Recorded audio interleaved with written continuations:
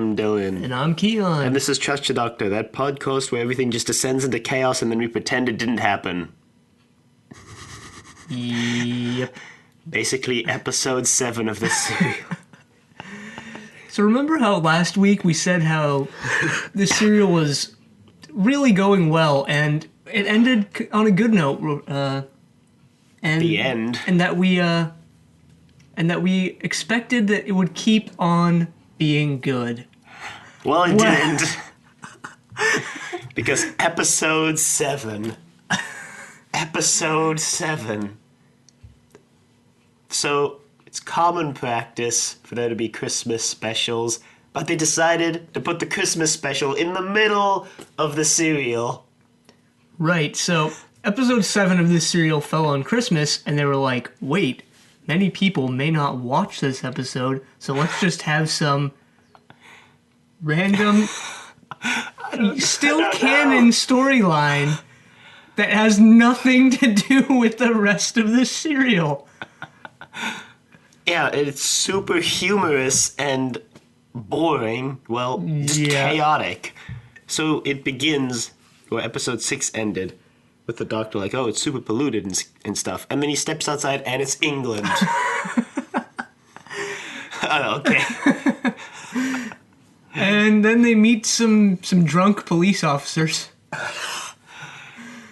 And, you know, to be honest, I don't even know what happened in this episode. Oh, so the doctor goes down to the police station because the doctor originally got out to fix the scanner, but then they take him to the police station. And then Stephen decides it would be a good plan to see where the doctor went, and then he steals some policeman clothes from the back of the car and pretends to be a policeman, and also goes to the station.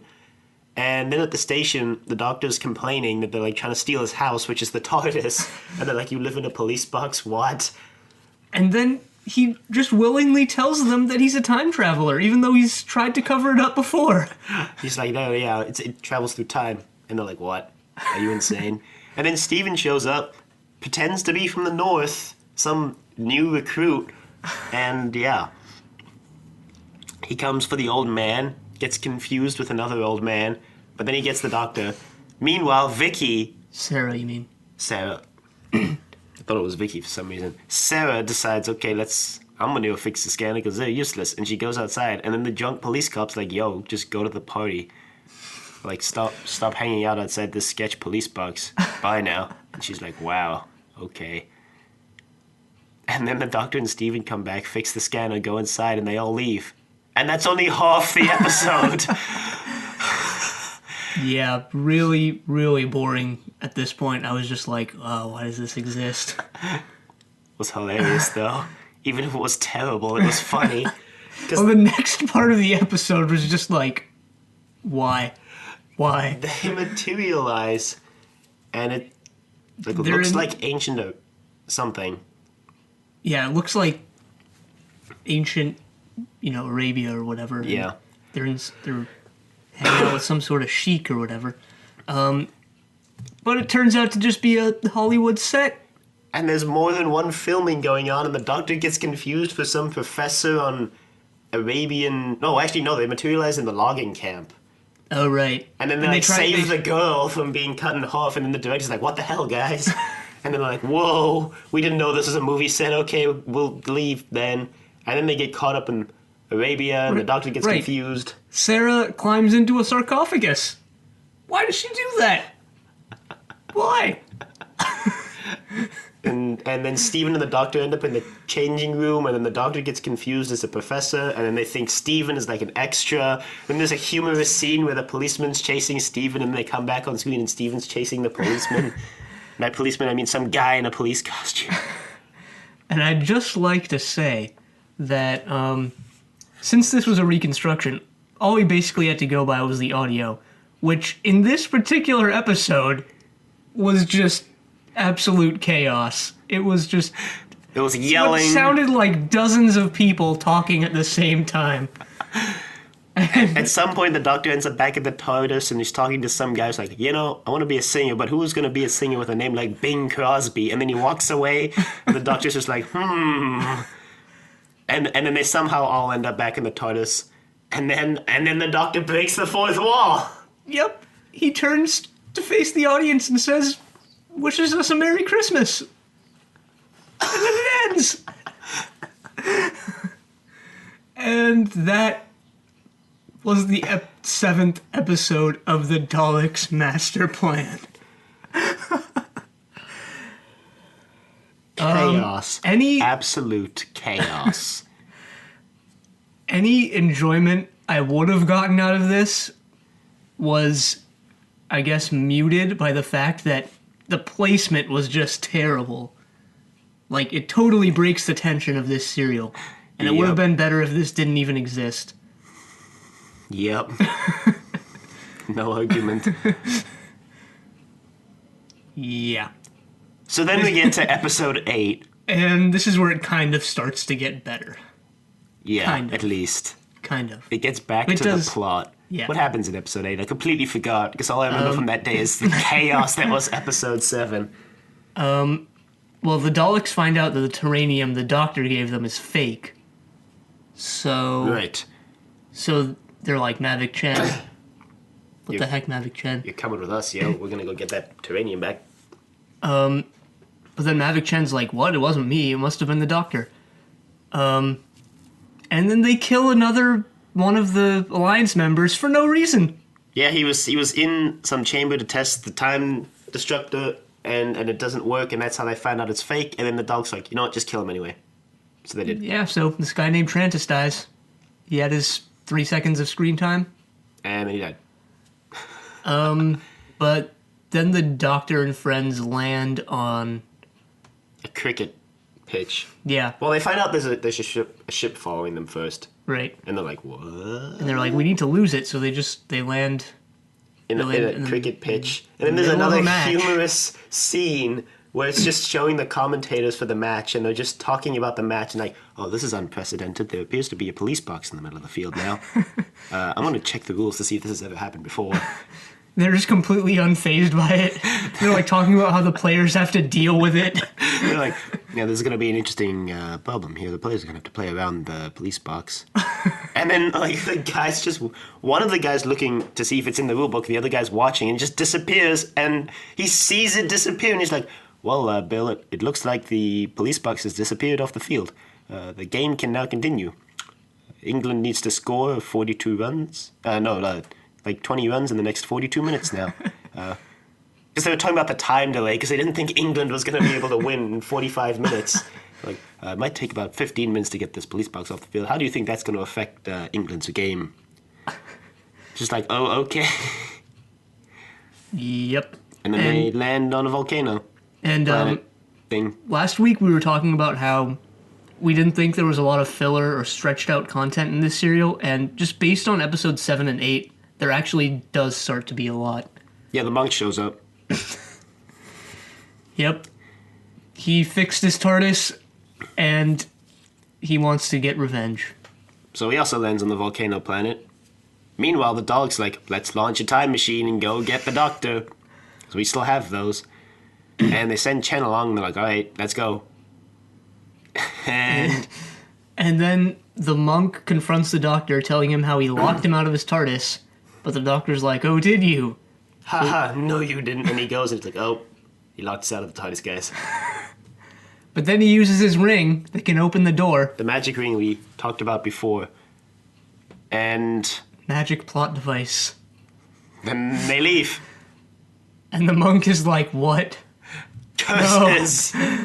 But he follows them again. And they wind up in ancient Egypt. Yeah, into episode 9 now. And this is where it starts to get better. Well, so the Doctor sees another ship following them, and he thinks it might be the monk again. And then they land. So the Doctor's like, all right, I'm going to fix the lock, because in this serial, everything is just breaking with the TARDIS. And when isn't it, though? When isn't it, though? That's true. Sarah and Steven decide, hey, let's go check to see if that's actually the monk. And then they're going, and they see it's the Daleks.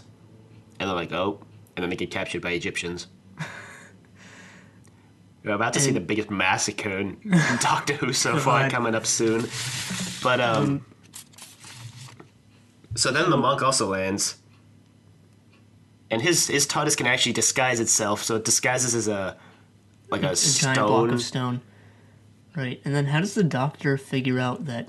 It's the Daleks. Yeah. Well, the doctor's like, better go find Steven and Sarah now that I fixed the lock. La la la la la la la. And then he sees... Oh, right, was that he finds the monk. Yeah, there was that montage, though. He sees the monk land. So then he's like, oh, if the monk just landed, who was the other ones? And he's like, oh, the Daleks. And then he decides he's going to follow the monk, so he follows the monk for a while. And then the monk runs into the Daleks, who want to exterminate him, but then Mavic Chen is like, no, we can use him for our own purposes. And they find out that he knows the Doctor, so they ask him to pretend to befriend the Doctor to get the Terranium. Well, right before this is when the Daleks see the Egyptians, and the Egyptians are like, oh shoot, war machines, and they try to attack it, and then just like 10 of them die. 10 Egyptians just 10 Egyptians die. They get killed by the Daleks. And then... Yep. Just... So the Doctor saw the monk talking to the Daleks, and he knows that the monk is going to try, like, befriend the Doctor, even though it's a lie, to just get the Terranium. So then the Doctor's like, well, I wonder where Sarah and Steven are. So it cuts to Sarah and Steven, and they escape. Yeah, Sarah cuts out of the restraints using a broken piece of glass or something. And they try to go find the Doctor. Oh, they try to go back to the TARDIS, but it's gone. Right. And then they're like, oh, it must have been taken into the pyramid because the Egyptians are, like, loading stuff into a pyramid for someone's burial, I guess. Right. So they think the Doctor probably, if the TARDIS is in the pyramid, they think the Doctor's probably there too. So they go into the pyramid. And before that, you see the Doctor confront the monk. Before that, the Doctor steals the directional unit from the monk's TARDIS and turns it into a police box. And then he goes and confronts the monk at his TARDIS. And then Sarah and Steven show up, and the Doctor's nowhere to be found.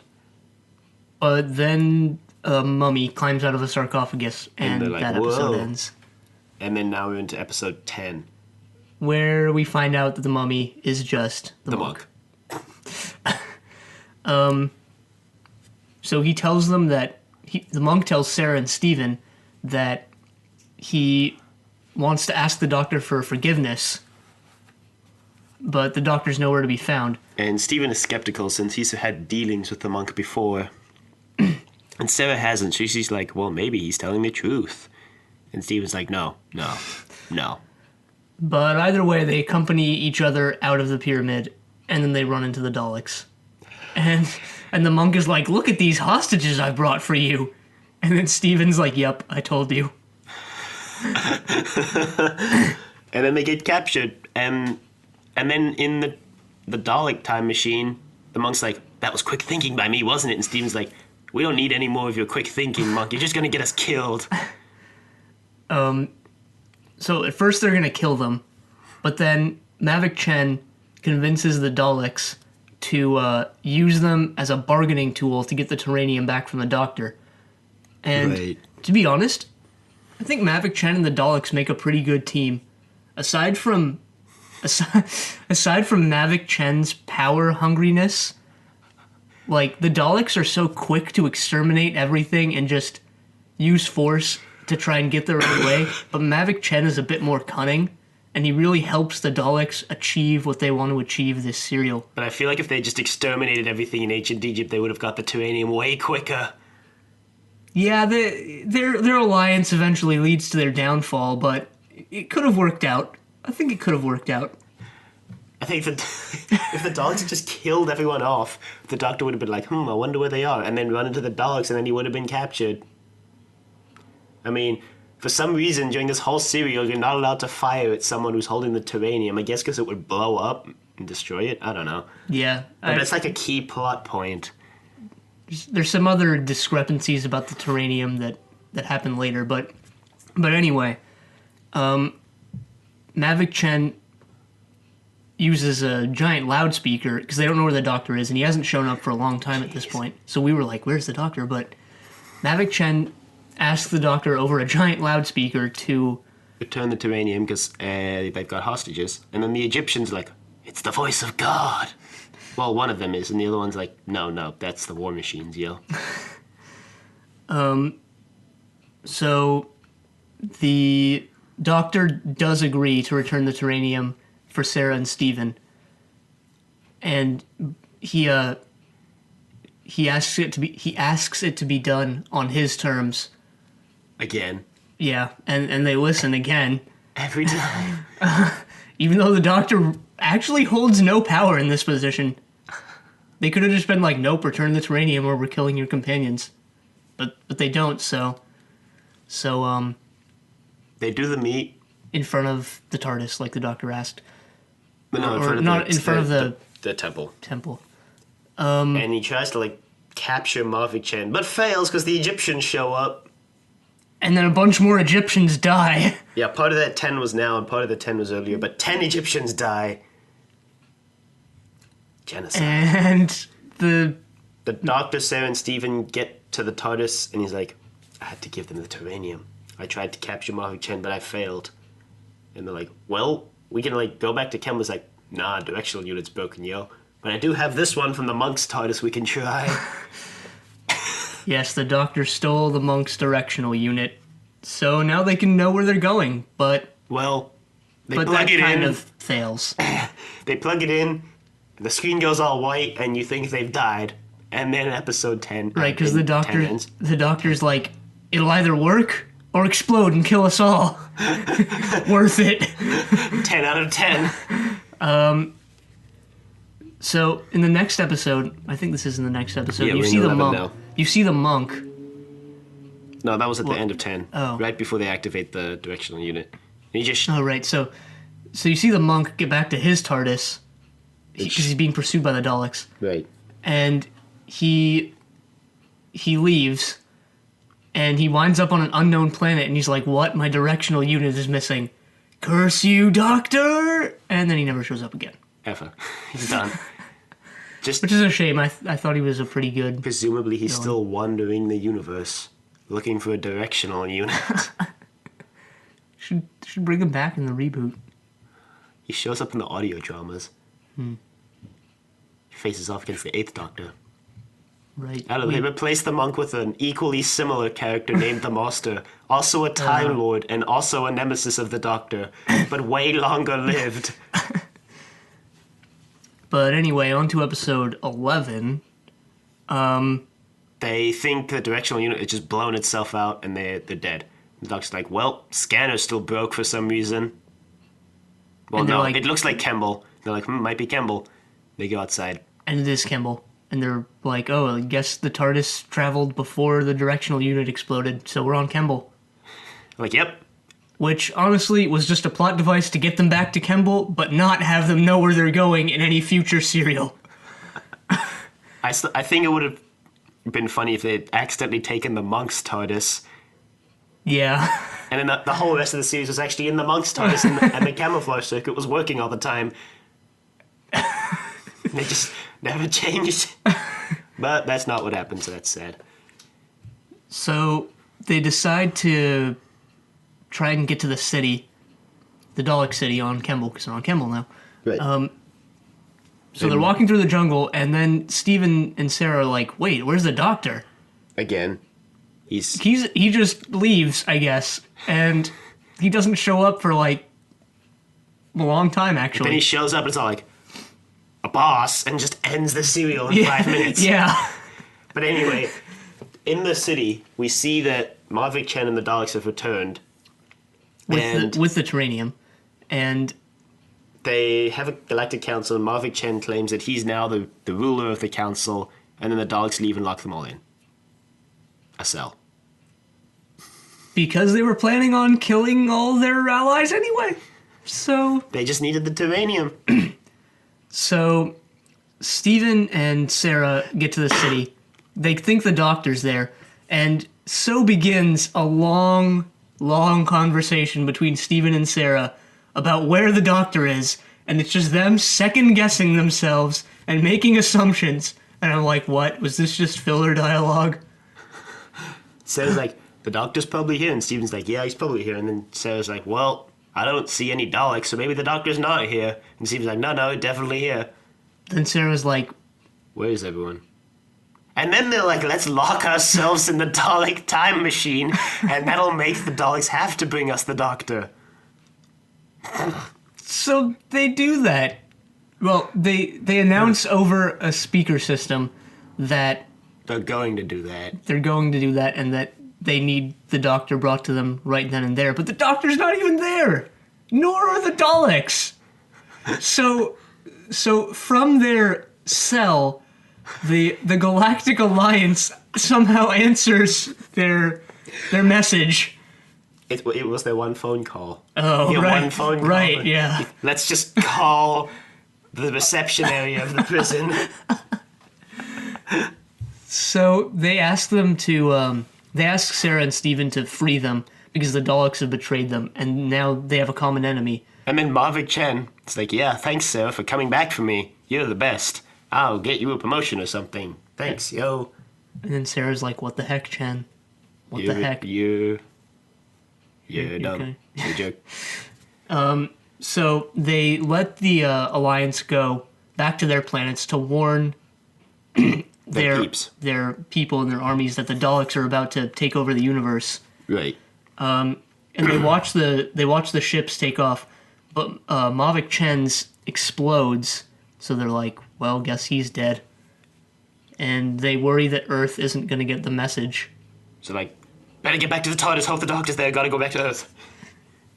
So they go back into the jungle, but they see a Dalek, and it goes into some sort of hidden underground bunker, and they're like, we should have known, the Daleks have another base. And then Marvick Chen shows up. With a gun. And he's like, I'm not dead, I faked my own death. And clearly you guys are working with the Dalek. You helped betray me. Now you're gonna take me in there, and I'm gonna use you as hostages. I think Marvick Chen went insane. Yeah, he did. Like, actually. He actually did go insane. And so that ends episode 11. And now episode 12. The Doctor still hasn't shown up. Yeah, just Where is he? Marvick Chen wants to know too. But Steven and Sarah are like, we don't know. And Marvick Chen's like, BS. So he brings them into the Dalek underground bunker. And was this the point where the creepy music started to play? Yes. Yeah. So during this, I think this entire episode, there was that creepy, it was really fitting and I liked it, background music, but it just went on for like the whole episode, so I was like, okay, it's kind of It weird. stopped when the time just. Well, I'm not going to spoil it. Yeah. Even though I'm going to get there in like 2 minutes. Yeah. So Mavic Chen tries to use Sarah and Steven as hostages. But then the Daleks are just like, thanks, nope, we're just going to kill all of you. And Marvick Chen tries to run away and they kill him. And he dies. For good this time. Yep. So I guess he and the Daleks really were incompatible after all. Just maybe because he went insane. Yeah. As I was saying, if his thirst for power didn't go to his head, then I think Mavic Chen and the Daleks could have been a pretty good evil team. And then the Doctor shows up. It's like, hey, Steven, Sarah, get yourselves out of here. Here's the key. Go to the TARDIS. I'm about to sacrifice my own life and use the time destructor, and we're all going to die. So use the TARDIS. Bye. Peace. And Sarah doesn't want him to do it, but Steven trusts the Doctor. So he goes back to the TARDIS, but Sarah just ditches Steven and shows back up, and the Doctor's like, what are you doing, Sarah? Go back to the TARDIS. Yep. To be honest, probably her biggest mistake. Yeah, and her last mistake. So the Daleks, they don't want to shoot the Doctor because he's got the time destructor in his hands now, which is slowly but surely killing everyone, I guess. Right, the Doctor activates the time destructor. Like, why? Yeah, All he had to do was leave with it, and everyone would have survived. yeah. And then the But then again, we never would have got to see the time destructor in action, so... That's not a good trade-off! Especially with what happens next!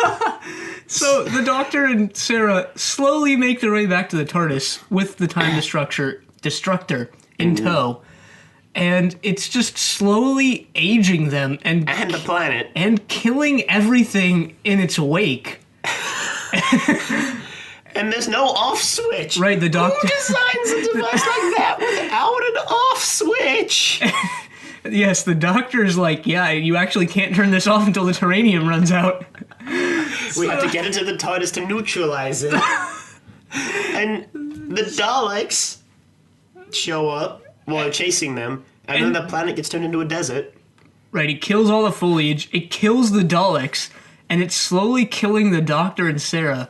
You see Sarah has aged a lot. She looks like an old woman now. And then Steven looks out the scanner's like, whoa, it's a desert now, what the hell? And he goes outside, he's like, whoa, Doctor, no! And he kicks the time destructor away, and then he's like, Sarah, no! And she's just bones. Right. She's dead. Yeah, you thought Sarah was going to be the next companion? Nope. She's dead. She's dead. And then really disappointing. And then Steven reverses the time destructor and gets the Doctor into the TARDIS. Or something like that. Doesn't the time destructor just, like, run out? Well, they get into the TARDIS and then it runs out. Yeah. So, and then, like, 6 Daleks die after Sarah. They get aged into just embryos. Right. And for some reason the Doctor survives, even though he's a lot older than Sarah. I mean, he ages too, but he lives. Well, he's a Time Lord. He is a Time Lord. So I guess that's how you can justify it, but...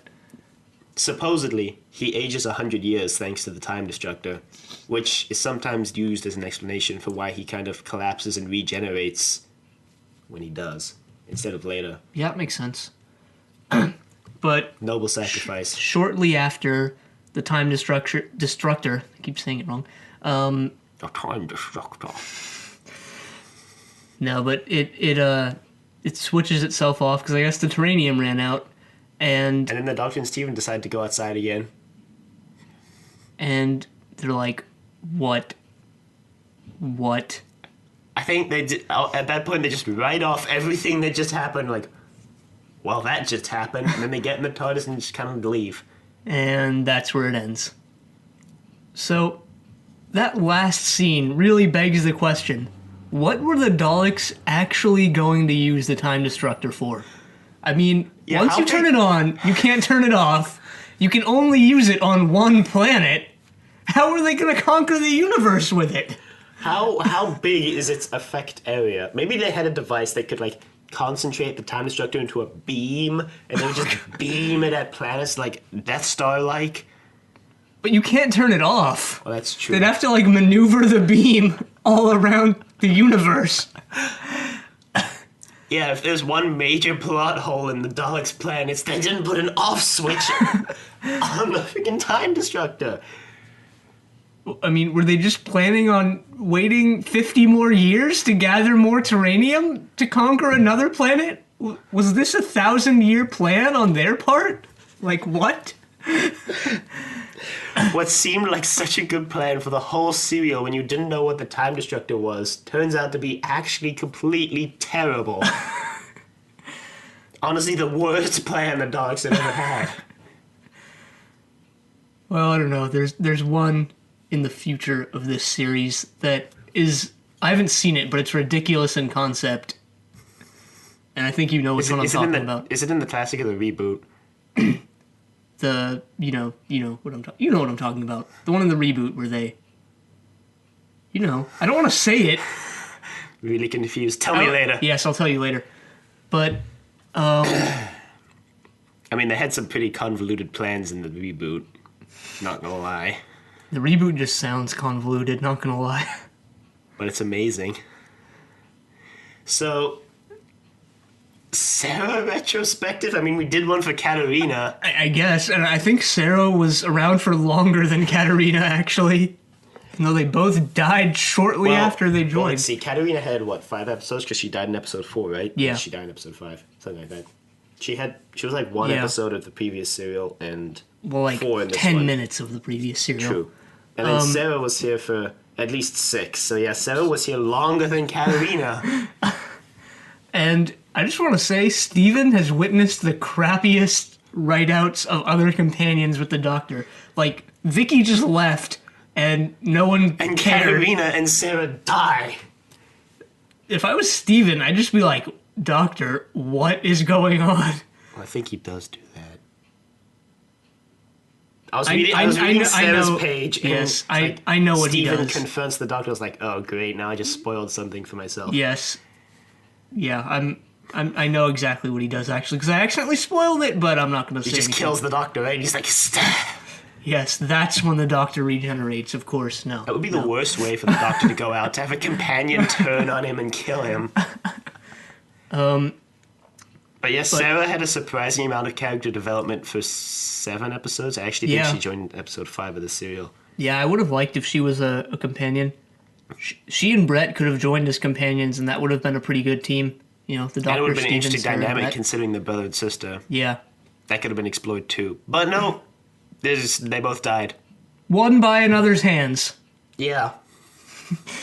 But yeah.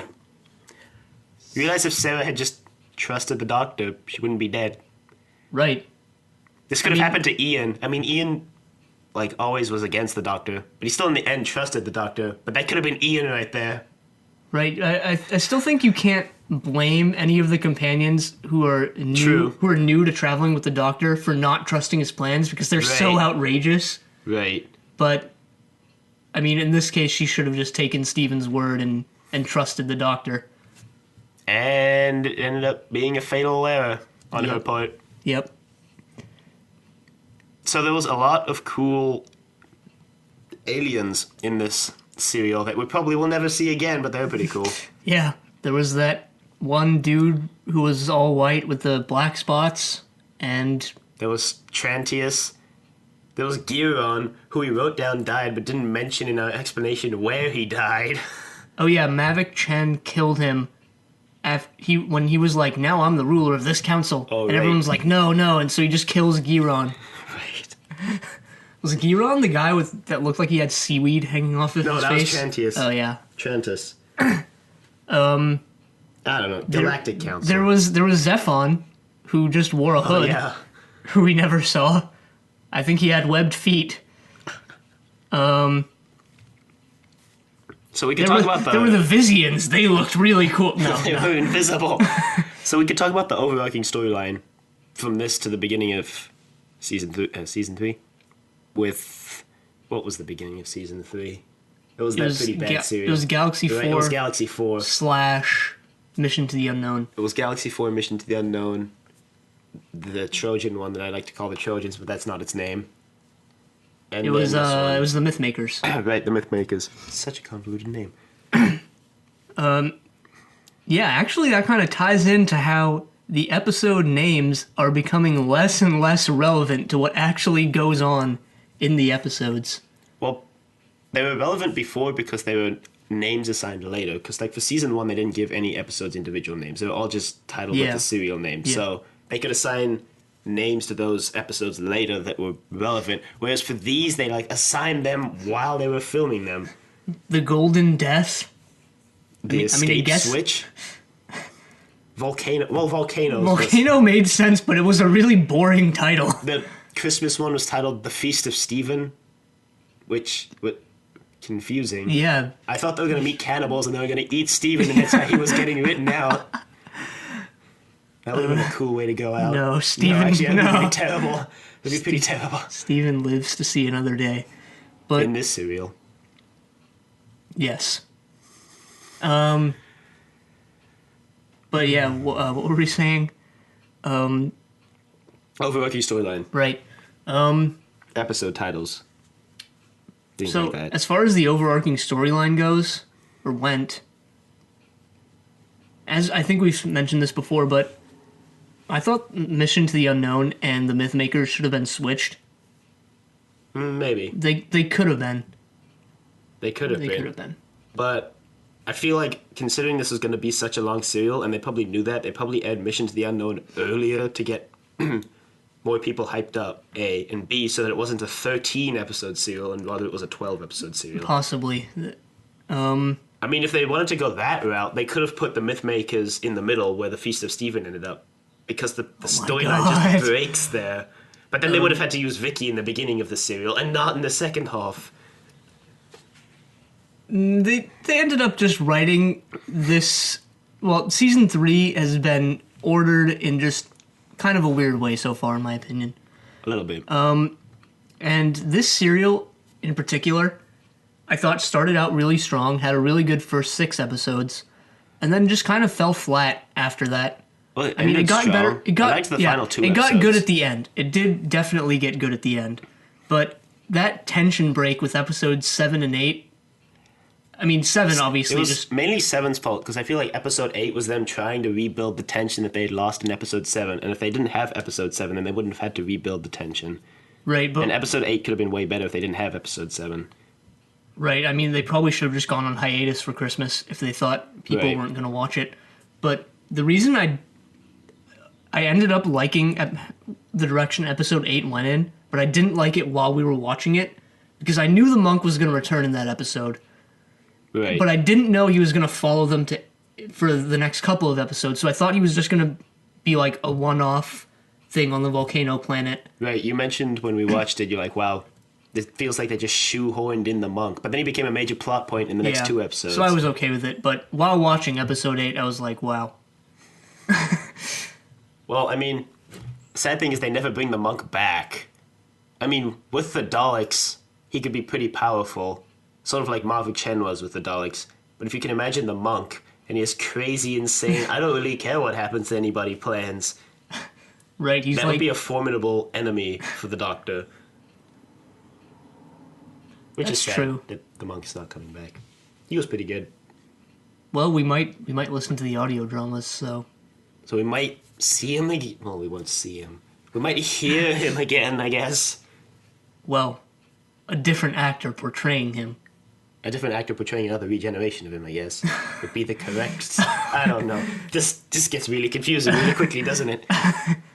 So, yeah, overall, I think there were 38 deaths in this serial. By far the most of any serial. Well, I mean, I mentioned this, but it's 12 episodes. That's but true, If I had but- to guess, it probably also has the most deaths per episode ratio.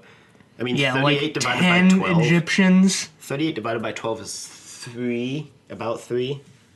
About, on average, 3 people died per episode. Right, and it seemed like they kind of just started killing people off willy-nilly in this serial, like Daxter, who just shows up and then gets shot by Brett. Brett, who just showed up a few episodes ago and gets shot by Sarah. Giron and Trantis, who just die unnecessarily. Well, I feel like for this serial at least, where it was the Daleks Master Plan, the deaths of everyone is what mainly added to the tension, because there was so much death going on, it really threw into doubt whether or not the Doctor was going to survive.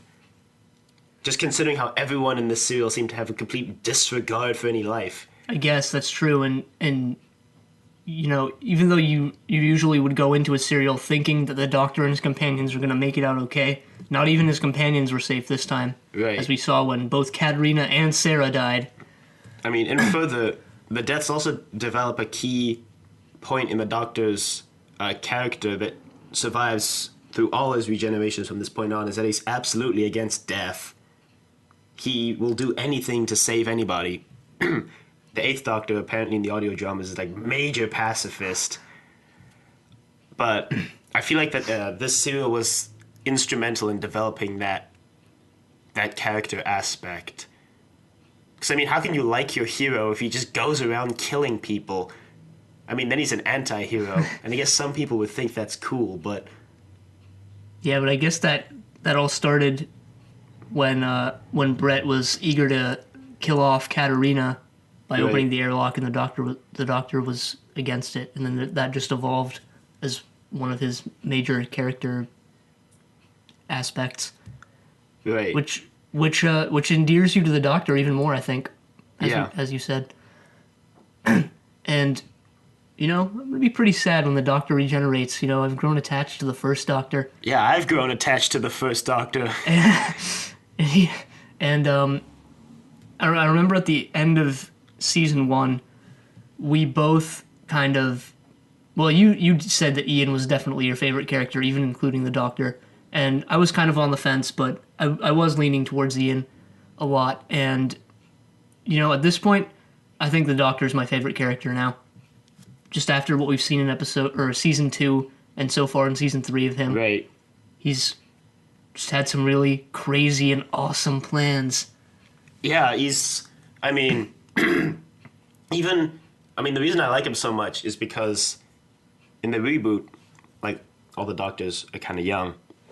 So Yeah. I've only seen young ones. But what makes the first Doctor so different is that he's old, and the Doctor in the reboot is older than this Doctor, but they look younger, and they make more rash decisions. But this Doctor, he thinks, I don't know, he's really cool. He thinks things through, and he's older, which is a cool aspect, I think, to the Doctor. Yeah. He still sometimes makes rash decisions, though. Yeah, but it's for the greater good. Yeah. Well, turning the time destructor on. Sacrificing himself for the time destructor. Probably not the best plan. But overall, I'd say this serial started out really good, kind of fell flat in the middle, and then ended pretty well, too. Yeah, my summary would be basically the same. But it was important in developing a lot of, Steven's character as well as the Doctor's. Yeah, and I know what happens to Steven, but I don't. This serial really does develop his character, as we'll see later on. We'll see that next week. Yeah. So, I guess one final thing we want to mention, since I don't think there's anything else we want to talk about. Episode 7, the Christmas episode, is completely unretrievable. It can never be retrieved. Because they thought, since it was a Christmas special and it wouldn't make sense if it wasn't aired on Christmas, they didn't sell it to any other countries. And then they destroyed it. And now it's lost gone to the ages. Forever. Which might be for the best. Well, I don't think so. Considering it's an episode that is considered canon where the Doctor breaks the fourth wall, you realize this implies that for the entire series, forever, he knows he's being filmed.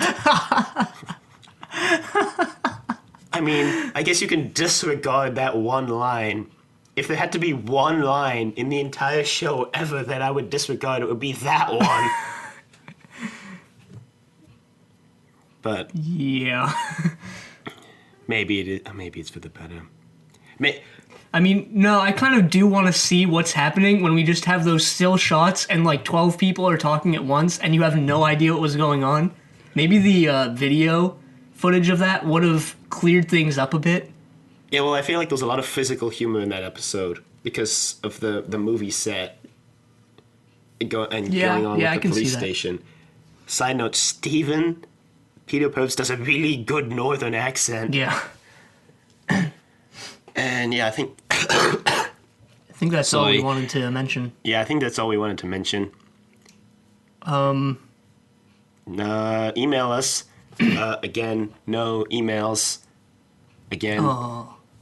It's just become the norm at this point. We just say that every week. So be the first in a really long time to email us. Yeah. The doctor at decorativevegetable.com. Tell your friends. Tell your enemies. Tell the monk. Tell Adrian Monk. And next week... we have the Massacre of St. Bartholomew's Eve. Yep. And until then, the end.